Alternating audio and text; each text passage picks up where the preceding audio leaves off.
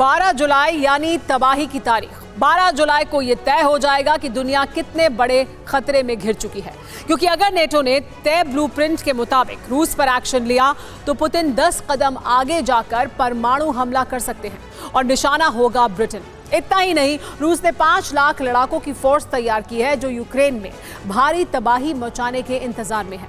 यानी नेटो का विनाशकारी एक्शन पर पुतिन इतना जबरदस्त पलटवार कर सकते हैं जिसमें यूक्रेन और ब्रिटेन में एक साथ एटमी जलजला आ सकता है, जिसमें लाखों लोगों की जान भी जा सकती है।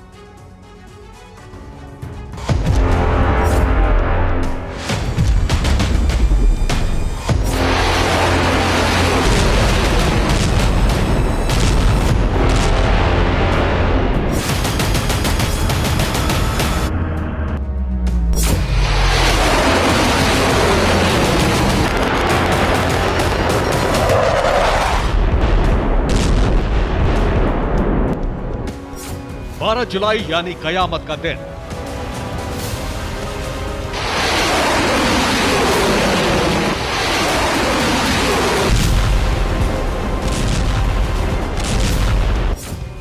जुलाई यानी एटमी हमले का दिन।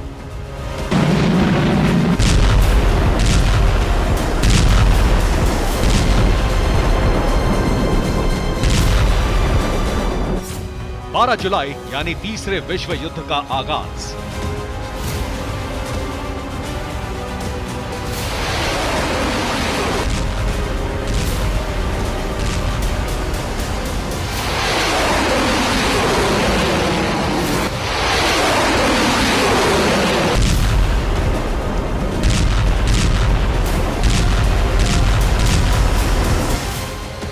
जुलाई की रात जैसे ही 12 बजेंगे वैसे ही दुनिया पर कयामत आ सकती है।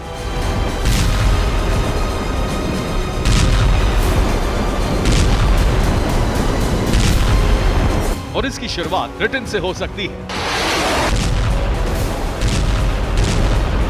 क्योंकि रूस ने इतनी जबरदस्त तैयारी कर ली है कि वो एक एक करके उन तमाम शहरों को निशाना बनाएगा जहां सबसे ज्यादा तबाही हो।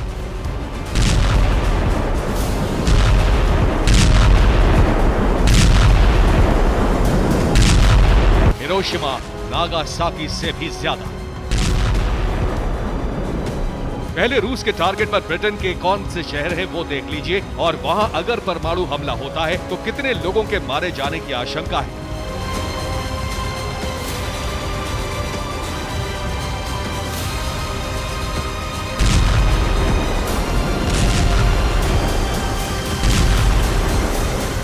लंदन 60 लाख लोग मारे जा सकते हैं। बर्मिंघम 23 लाख लोग मारे जा सकते हैं। मैनचेस्टर में 24 लाख की जिंदगी पर संकट आ जाएगा। वहीं लीड्स में 18 लाख और ग्लासगो में 13 लाख लोगों की मौत हो सकती है। इतना ही नहीं, रूस के टारगेट पर ब्रिटेन के ज्यादा आबादी वाले दूसरे शहर भी होंगे। इसके अलावा 23 RAF base, 14 USAF base, 10 radar station, 8 military command centre, 13 royal navy base, इन पर भी रूस मिसाइल अटैक करके उन्हें तहस नहस कर सकता है।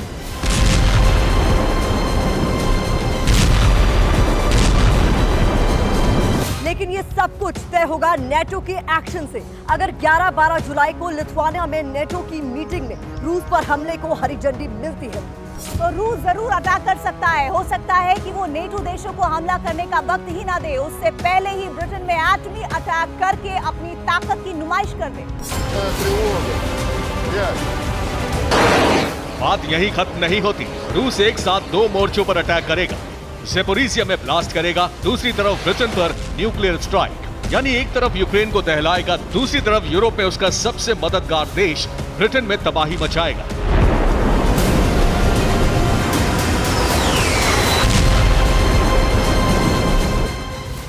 वैसे भी ज़ेलेंस्की ने 2 दिन पहले इस खतरे से आगाह कर दिया था कि रूस ज़ेपोरिज़िया न्यूक्लियर पावर प्लांट को धमाका करके उड़ाना चाहता है, जिससे प्लांट में लगे 6 रेडियो एक्टिव रिएक्टर उड़ जाएं और वैसा ही कहर बरपे जैसा चेरनोबिल त्रासदी के वक्त हुआ था।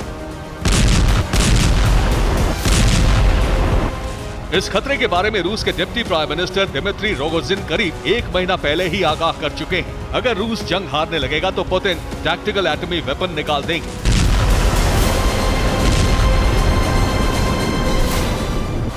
लेकिन बात अब आगे बढ़ चुकी है। रूस को 3 तरफ से खतरा है।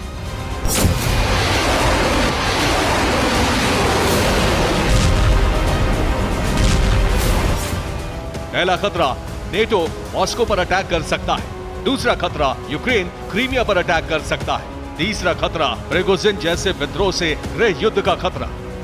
जाहिर है ऐसे में पुतिन भी खामोश नहीं बैठने वाले। उन्होंने भी तैयारी कर ली है।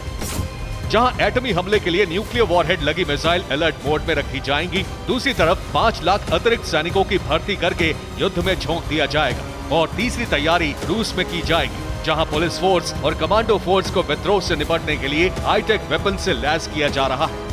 फेडरेशन ऑफ अमेरिकन साइंटिस्ट के मुताबिक रूस में ही 15 न्यूक्लियर बेस है, जहां लॉन्ग रेंज मिसाइल तैनात है, जो आसानी से ब्रिटेन में हमला करके हिरोशिमा नागासाकी से 3 गुना ज्यादा तबाही मचा सकती है। Stockholm International Peace Research Institute यानी सीरी के मुताबिक रूस के पास 5,889 न्यूक्लियर वेपन है, जो दुनिया में सबसे ज्यादा है, जिसमें से करीब 1600 एटमी वेपन बैलिस्टिक मिसाइल पर लगाए हुए हैं।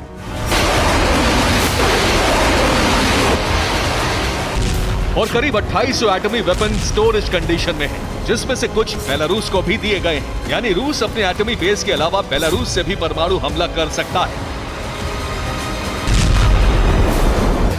बेलारूस की जमीन से रूस नेटो देशों पर हमला इसलिए भी कर सकता है क्योंकि नेटो के टारगेट पर बेलारूस भी है। बेलारूस ने खतरा जताया है कि ऐसा कोई भी दिन नहीं जाता जब नेटो बेलारूस की हवाई सीमा तक एयर ड्रिल ना करे, जिसमें B-2 बॉम्बर के अलावा F-16 फाइटर जेट्स भी शामिल होते हैं। इसके अलावा नेटो ब्लैक सी से लेकर बाल्टिक तक डिप्लॉयमेंट तेजी से बढ़ा रहा है। अब सवाल उठ रहा है, आखिर नेटो की इतनी तैयारी किस लिए है? जाहिर है इसका खुलासा 11-12 जुलाई को लिथुआनिया में होने जा रही नेटो की मीटिंग के बाद हो जाएगा, जिसमें 400 पन्नों में कैद खुफिया ब्लूप्रिंट सामने आएगा। अगर रूस के खिलाफ जंग का ऐलान हुआ तो इतना तय है कि रूस तबाही का दरवाजा खोल देगा, क्योंकि रूस के पास कोल्ड वॉर का डॉजियर अभी भी मौजूद है, जिसमें उसने ब्रिटेन की 106 लोकेशन टारगेट की हुई थी।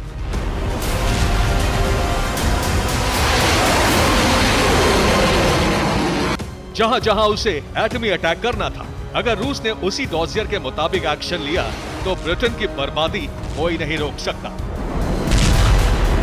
Bureau report, TV9 Bharat.